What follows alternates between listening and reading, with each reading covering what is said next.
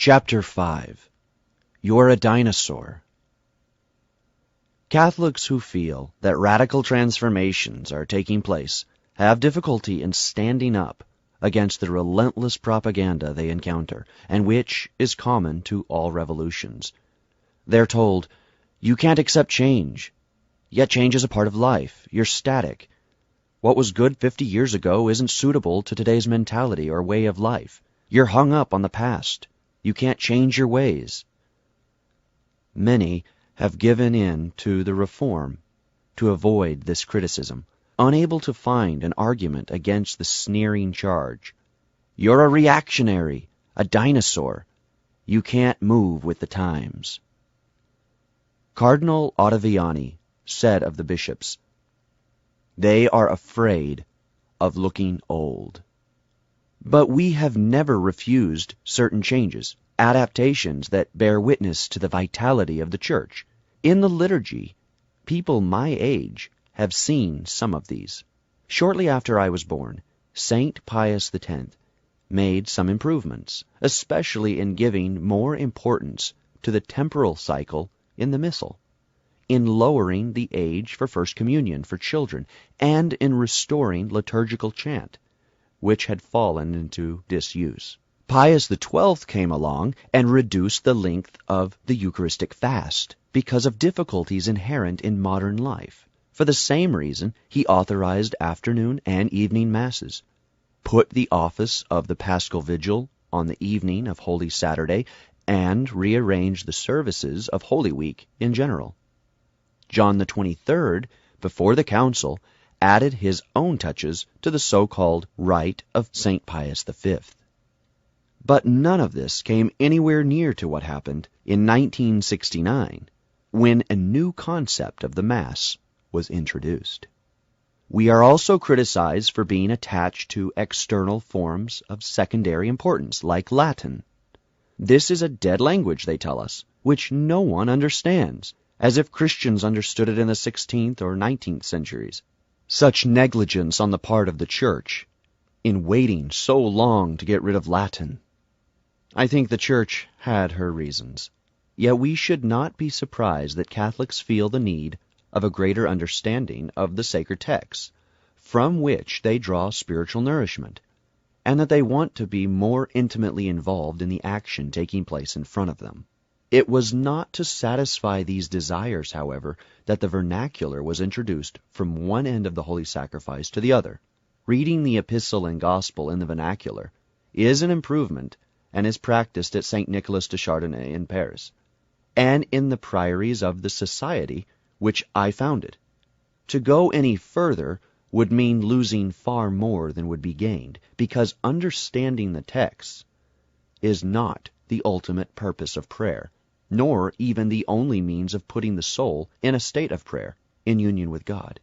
If too much attention is given to the meaning of the words, they can even be an obstacle. I am surprised that this is not understood, especially when we hear so much talk these days about a religion of the heart, less intellectual and more spontaneous. Union with God can be achieved as much by beautiful heavenly music as by the general ambiance of liturgical action, the sanctity and religious feel of the place, or its architectural beauty, or the fervor of the Christian community, or the dignity and devotion of the celebrant, or symbolic decorations, or the fragrance of the incense. Moving about is unimportant as long as the soul is uplifted. All you need to prove this is to go into a Benedictine monastery which has kept the divine worship in all its splendor. But this does not lessen in the least the need to seek a better understanding of the prayers and hymns, as well as a more perfect participation. But it is a mistake to try to reach the goal purely and simply by bringing in the vernacular and totally suppressing the universal language of the Church, as has unfortunately happened almost everywhere in the world. We need only look at the success of Masses, even in the Novus Ordo Rite, which have kept the chant for the Credo, the Sanctus, or the Agnus Dei. Latin is a universal language. In using it, the liturgy forms us into a universal, that is, Catholic, communion. By contrast, localizing and individualizing the liturgy robs it of this dimension which can make such a deep impression on souls. To avoid making such a mistake, it should be enough to observe the Eastern rites, in which the liturgical action has long been couched in the vernacular. And there is an isolation that can be seen, from which members of these communities suffer. When they scatter far and wide from their homelands, they need their own priests for the Mass, the sacraments, and ceremonies of all kinds. They build special churches, which, in the nature of things, separate them from the rest of the Catholic population. What do they gain from this? It is not entirely clear that having their own liturgical language has made them more fervent in practicing their faith than people benefiting from a universal language, not understood by man perhaps, but easy enough to translate. If we look outside the Church, we might ask how Islam has succeeded in keeping its cohesiveness while spreading over regions as different and among peoples of such diverse races as in Turkey, North Africa, Indonesia, and Black Africa. It has succeeded in imposing Arabic everywhere as the single language of the Quran. In Africa, I saw marabouts teaching children to recite the sacred text by heart when they could not understand a single word of them. Islam goes so far as to forbid the translation of this holy book. It is fashionable these days to admire the religion of Mohammed. Thousands of French people, it is said, are converting to it and taking up collections in the churches to build mosques in France. We would do well, however, simply to take note of one example which we should remember: the sustaining power of a single language for prayer and worship. The fact that Latin is a dead language is in its favor. It is the best means of protecting the expression of faith against linguistic changes, which take place naturally in the course of time. The study of semantics has developed rapidly in the last 10 years or so. It has even been introduced into French language courses in the schools. Semantics investigates changes in the meaning of words, the gradual shift of signification in the passage of time, and often over very short periods. Let us make use of this branch of knowledge, therefore, to understand the danger of handing over the deposit of faith to changing ways of speaking. Do you believe that we could have kept intangible, eternal truths free of corruption for 2,000 years if they were expressed in languages that are constantly evolving and which differ from one country and even from one region to another? Living languages change and fluctuate. If we put the liturgy into any one of them at any time, we will have to be continually adapting according to semantic requirements. So it is not surprising that there must be endless committees set up for this, and that priests no longer have time to say Mass. When I went to see His Holiness Pope Paul VI at Castel Gandolfo in 1976, I said to him, "I do not know if you are aware, Your Holiness, that there are now officially 13 Eucharistic prayers in France." The Pope raised his arms heavenward and exclaimed, "More than that, Excellency, more than that." This gives me the basis for asking, would there be so many if the liturgists were required to compose in Latin?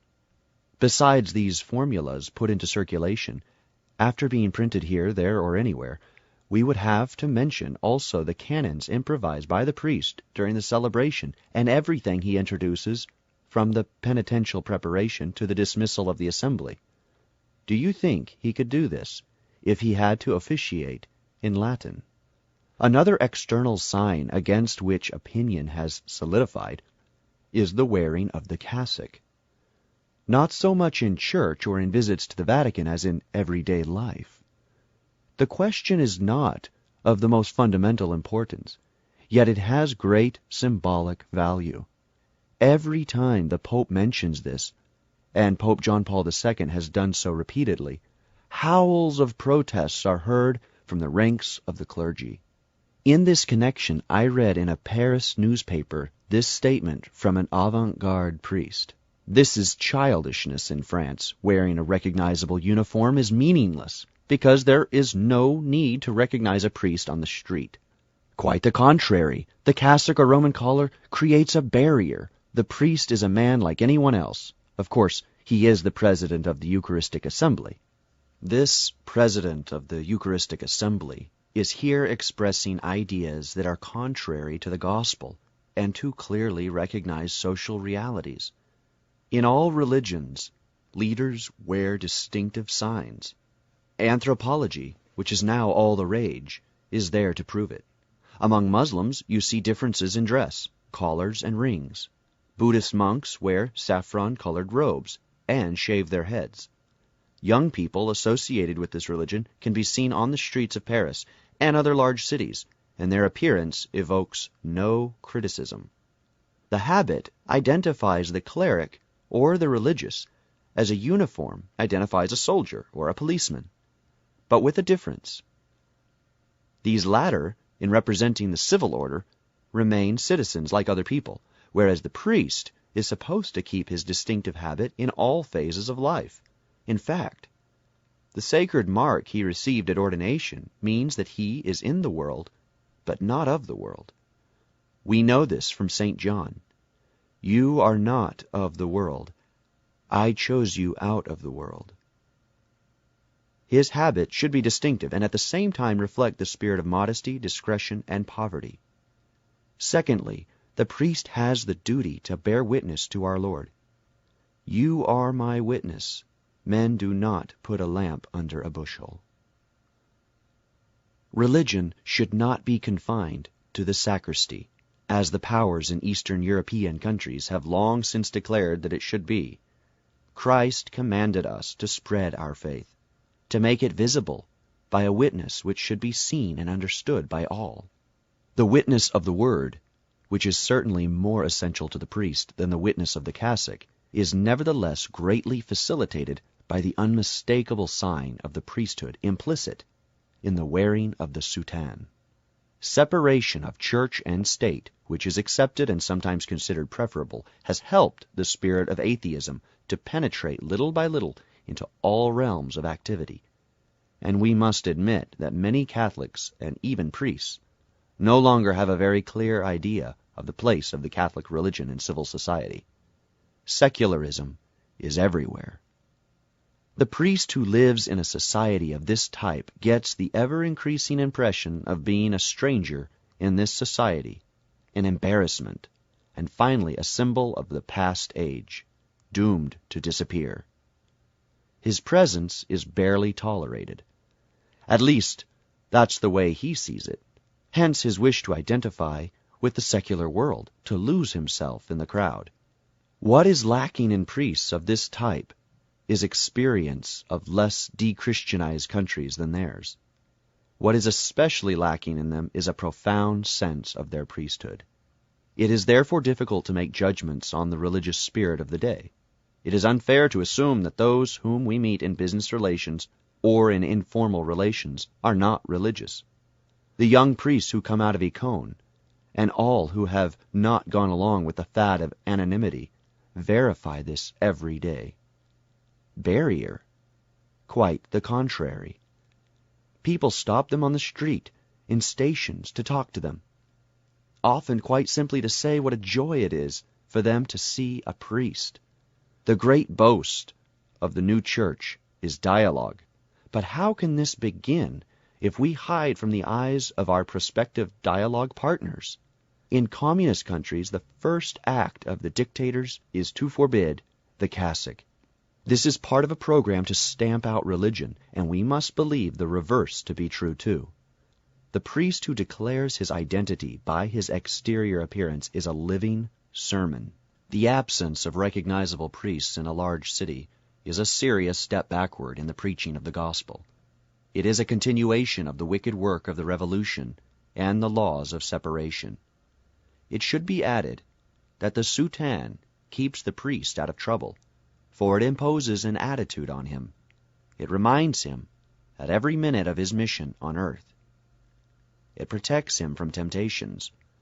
A priest in a cassock has no identity crisis. As for the faithful, they know what they're dealing with. The cassock is a guarantee of the authenticity of the priesthood. Catholics have told me of the difficulty they feel in going to confession to a priest in a business suit. It gives them the impression that they're confiding the secrets of their conscience to some sort of nobody. Confession is a judicial act. Hence, the civil law feels the need to put robes on its magistrates.